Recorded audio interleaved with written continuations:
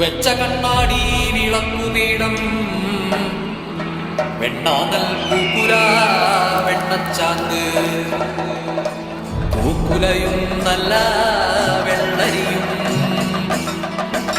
വിളക്കും തുളസിമാല ഇന്ദ്രസുതന്റെ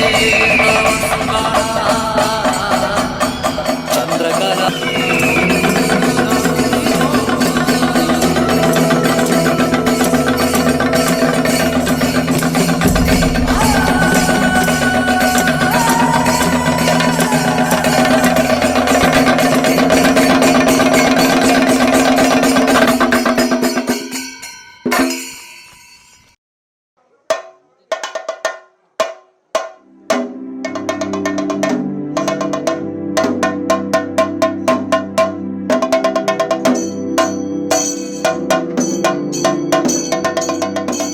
മധ്യ തിരുവിതാംകൂറിലെ ചില ക്ഷേത്രങ്ങളിൽ നടത്തിവരുന്ന ഒരനുഷ്ഠാന കലയാണ് ഗരുഡൻ തൂക്കമല്ലെങ്കിൽ ഗരുഡൻ പറവ.